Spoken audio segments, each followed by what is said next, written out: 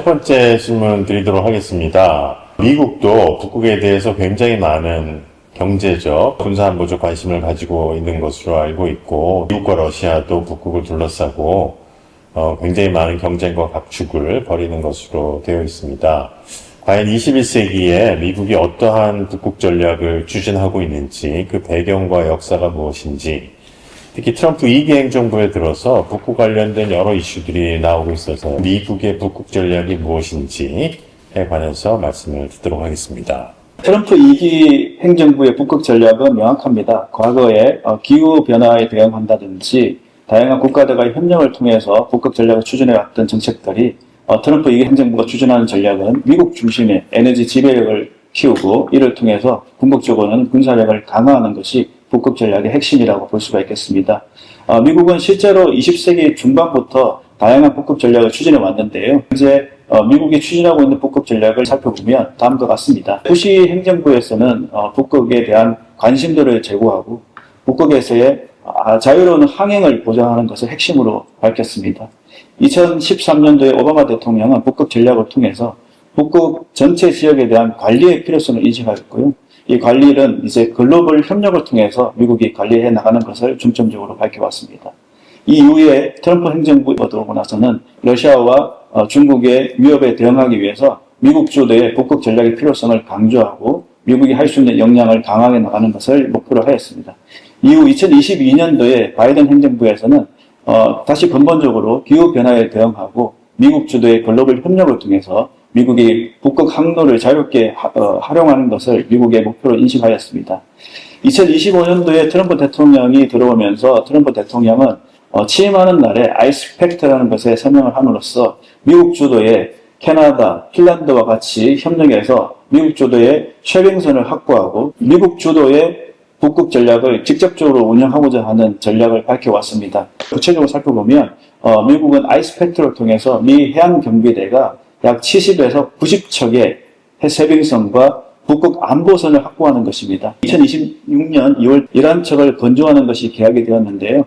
이 계획이 그대로 추진된다면 향후 미국은 캐나다와 핀란드와 같은 동맹 국가와 함께 북극에서의 자체적인 활동을 미국이 주도하는 것을 그대로 실천할 수 있을 것이라고 생각을 해봅니다. 미국이 추진하고자 하는 목표는 앞서 말씀드린 바와 같이 에너지 지배권을 확보하고 이를 통해 미국의 군사력을 강화함으로써 미국 중심의 북극 전략을 자체적으로 수행하는 것인데 목표가 러시아의 북극 독점을 견제하고 중국의 북극 전략을 선제적으로 억제하는 것이 큰 핵심이라고 볼 수가 있겠습니다. 미국의 북극 전략이 상당한 역사적인 배경이 있다 이런 것을 알게 되었고요.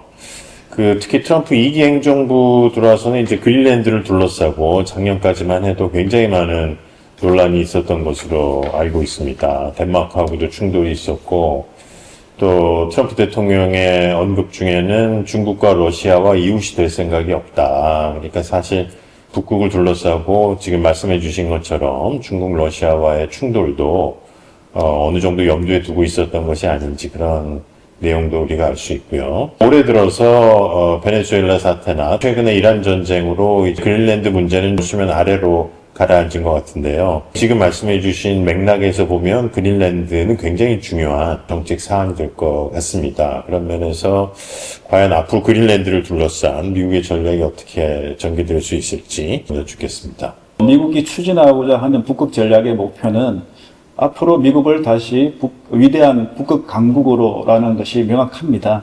트럼프 대통령은 이란과의 전쟁이 끝나고 나면 세 가지 정도 수준에서 대외 정책을 찾을 것인데 첫 번째는 쿠바에 대한 관심도 표명이 될 것이고 두 번째는 북한과의 관계도 이야기할 수도 있을 것 같습니다.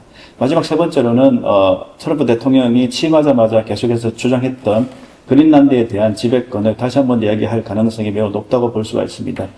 미국이 그린란드를 추진하고자 하는 배경에는 크게 세 가지로 요약해서 설명할 수가 있겠습니다. 먼저 자원을 확보하는 측면, 두 번째는 북극 항로의 통제권을 그린란드를 통해서 확보하고자 하는 것이, 마지막으로는 미국이 그린란드에서 미사일 방어 정책을 추진함으로써 미국의 본토의 안보를 확보하는 것이 핵심이라고 볼 수가 있겠습니다. 먼저 구체적으로 살펴보면 글로벌 전략 자산으로서 미국이 추진하고 있는 자원 확보 중에 희토류를 확보하는 것이 있는데요. 미중 경쟁 이야기가 나올 때마다 미국이 계속해서 중국에 끌려다니는 모습 중에 한 가지는 히터료에 대한 문제가 있습니다. 미국은 그것을 약점으로 인식하고 있기 때문에 그 부분을 명확하게 탈피하고자 그린란드 주변에 다양한 자원들을 탐색하고 확보해서 향후 미국의 군사력을 강화하는 그 촉매제로 써보자 함이 그 첫 번째 목표라고 할 수가 있겠습니다. 두 번째 목표는 북극 항로에 대한 자유로운 항해를 확보하는 것인데요. 현재 북극 항로는 계절성의 영향으로 1년 중에 한 3, 4개월 정도밖에 활동하지 못하는 항로로 알려져 있습니다. 물론 2035년 이후가 되면 북극 항로가 많이 개방될 것이라고 알려져 있지만 실제적으로 지금 활용하고 있는 항로는 대부분의 항로가 러시아의 영해 내에 인접하거나 영해로 들어가 있는 항로입니다. 따라서 미국이 추진하고자 하는 항로의 안정성, 항해의 자율성을 보장하는 것의 의미는 러시아로부터 완전히 독립된 미국이 주도 관리할 수 있는 그런 항로를 확보하는 것인데 그 항로를 확보하기 위한 기점으로서 그린란드로부터 시작하는 항로를 미국이 새롭게 그리는 모습으로 볼 수가 있겠습니다.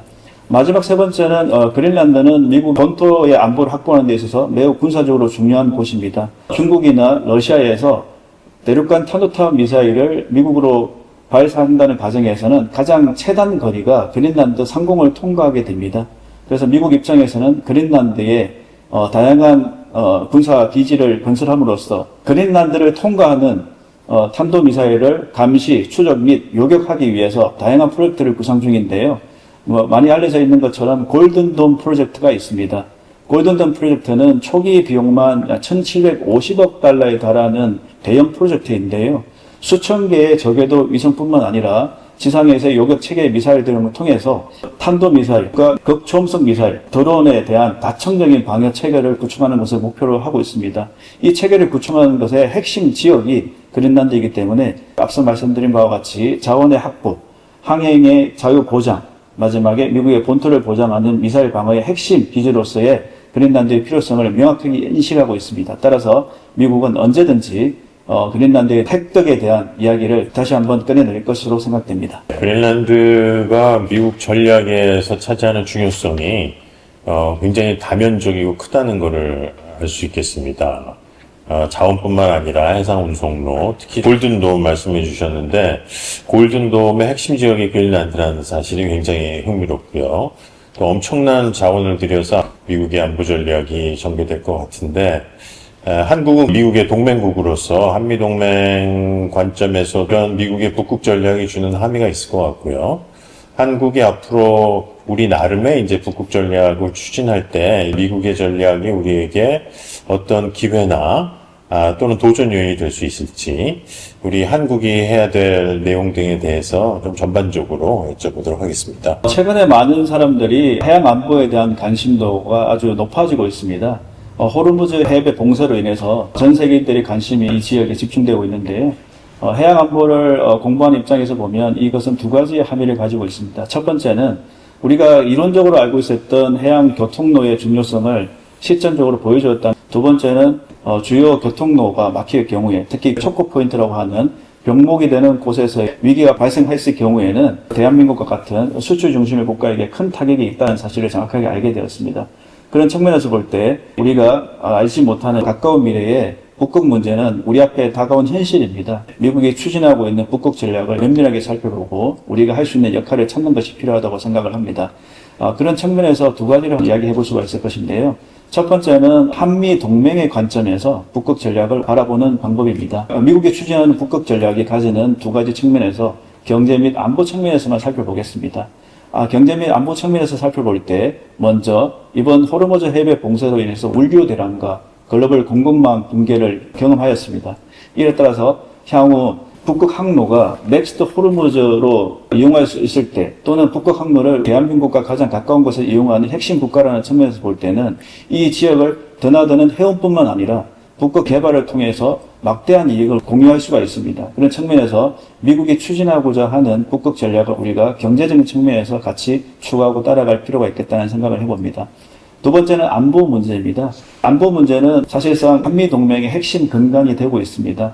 미국이 추진하고 있는 다양한 문제 중에서 대한민국이 기여하는 바가 알게 모르게 많은 부분에서 이루어지고 있는데요. 골든돔 프로젝트를 볼 때 미국이 가지고 있는 다양한 기술 중에서 이 뭐 전체 프로젝트를 미국만의 힘으로 성공하는 것은 매우 어려운 일입니다. 그 부분을 미국의 동맹국가가 지원을 해줄 수 있다고 생각을 하는데 현재 기준으로 보면 우리나라에서 추진하고 있는 다양한 무기 체계라든지 방위 산업의 역량을 봤을 때 그 부분을 충분히 감당할 수가 있고 골든덤 프로젝트뿐만 아니라 LNG 등등에 대한 여러 가지 국방 관련한 산업과 경제 산업을 추진할 때 우리나라가 가지고 있는 산업적 역량을 국방 역량과 결합해서 발휘할 수 있다면 한미 동맹에서 큰 힘이 될 것이라고 생각을 합니다.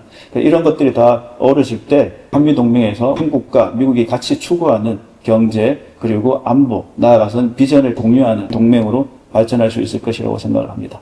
오늘은 한국의 해군 전략과 해양 안보를 아주 심층적으로 연구해오고 계시는 해군사관학교의 임경한 교수님 모시고 미국의 해양 안보 전략이 어떻게 발달되어 왔는지, 북극을 둘러싼 미국과 러시아의 경쟁이 어떻게 벌어지고 있는지, 앞으로 이제 특히 그린란드를 둘러싼 미국의 전략이 어떻게 펼쳐질 것인지, 그 속에서 한미 동맹을 축으로 한미 간의 협력 요인과 한국의 해양 전략의 발전 가능성이 있는지 등 아주 포괄적인 얘기를 압축적으로 잘 해주셨습니다. 감사드립니다. 네, 감사합니다.